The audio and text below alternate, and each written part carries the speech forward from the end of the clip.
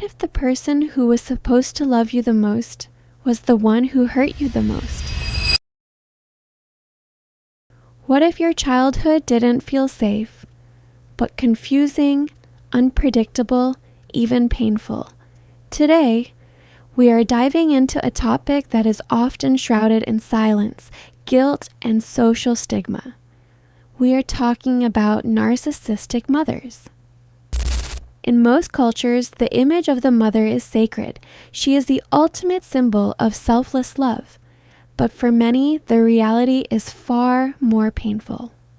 What happens when the person who is supposed to be your primary caregiver is actually your primary source of trauma?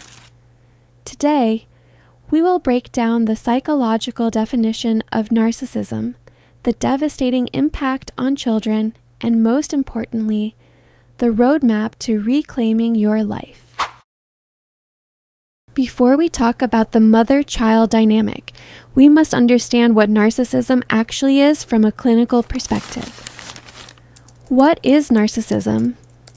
In psychology, specifically the DSM-5, Diagnostic and Statistical Manual of Mental Disorders, narcissistic personality disorder, NPD, is defined as a pervasive pattern of grandiosity, a constant need for admiration, and a profound lack of empathy.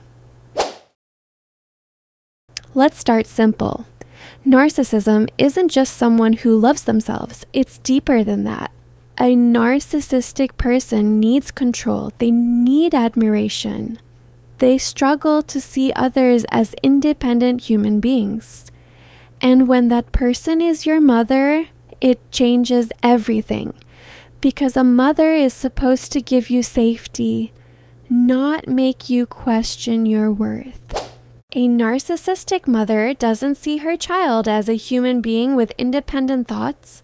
She sees them as an extension of herself. Here is how that manifests. The golden child and the scapegoat. Narcissistic mothers often divide their children. One is the golden child, who can do no wrong as long as they reflect well on her, and the other is the scapegoat, who is blamed for everything wrong in the family. Conditional love. Her love is a transaction. You are loved when you get straight A's or look beautiful. You are ignored or punished when you express your own needs. The martyrdom complex. After all I did for you, she uses her sacrifices as a weapon to instill lifelong guilt. Enmeshment. She ignores your boundaries. She may read your journals, enter your room without knocking, or demand to know every detail of your adult life. You might relate to some of these. She made everything about herself. Your feelings were ignored or dismissed. Love felt conditional. You were criticized more than supported. She controlled your choices, even your identity. Sometimes she could be loving, but only when it benefited her. And that inconsistency, it creates confusion inside you. Let me tell you about Sarah. Sarah grew up always trying to please her mother. If she got good grades, it wasn't enough. If she failed, she was a disappointment. As an adult, Sarah struggled with self-worth. She constantly felt like she wasn't enough. Even in healthy relationships, she expected rejection, because deep down, that's what she learned love feels like. Growing up in this environment creates what psychologists call complex PTSD, CPTSD. The damage isn't just one event, it's the atmosphere you breathe for years.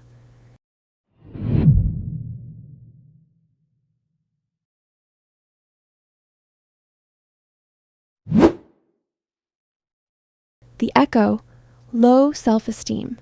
You grow up with a harsh inner critic. That voice in your head telling you you're not good enough, that's her voice internalized. Decision paralysis. Because you were punished for making choices she didn't like as an adult, you struggle to make even simple decisions. Fawning response.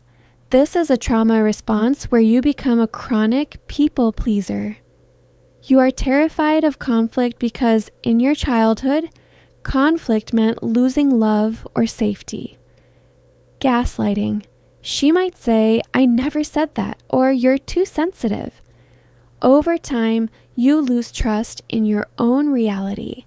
This is what you might experience: chronic self-doubt, people-pleasing behavior, fear of abandonment, emotional numbness, overthinking everything. Do you know what happened with Emily too? This one may relate and remember you with someone you know. Emily was getting married, a day that should have been about her.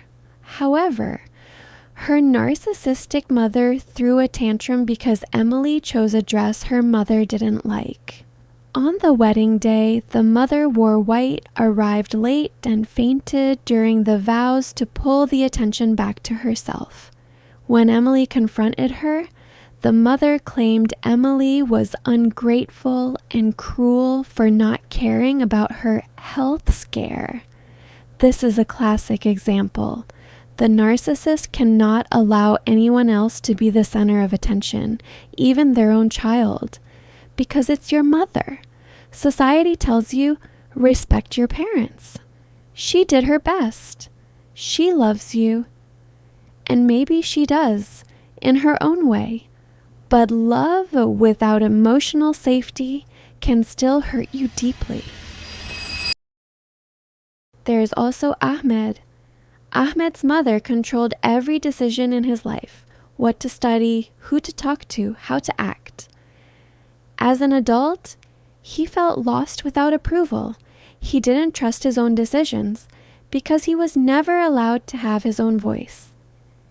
If you grew up like this, you may struggle to set boundaries, attract toxic relationships, feel responsible for other people's emotions, avoid conflict at all costs. Unfortunately, you learn to survive, not to live freely. Here is some tips and strategies for survival and dealing. How do you handle a person who refuses to change? You change your reaction. The gray rock method. Become as uninteresting as a gray rock. Give short, non-committal answers.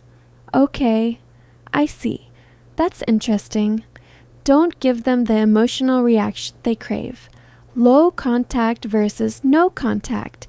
This is a personal choice.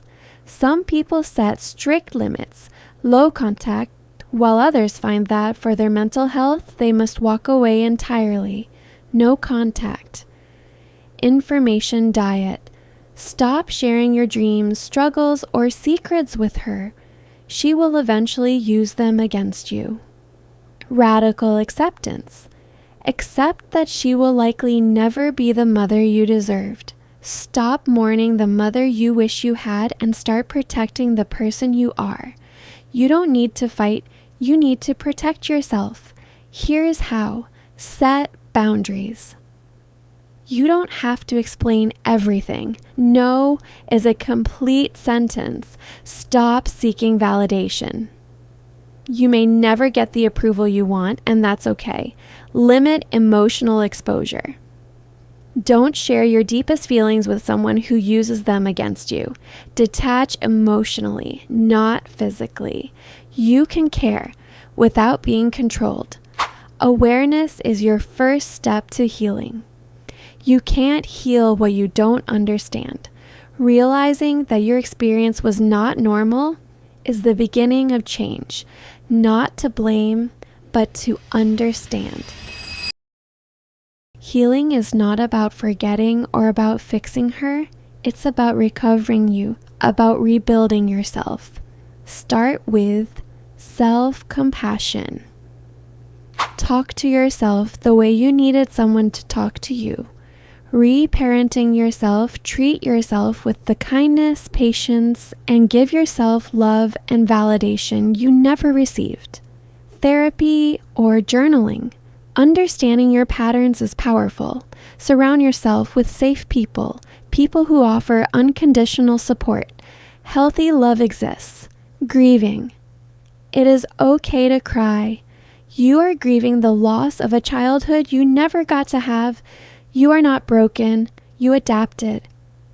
Everything you are today was once a survival mechanism, but you don't have to stay in survival mode forever. You are allowed to protect your peace, even if it's your mother, even if people don't understand.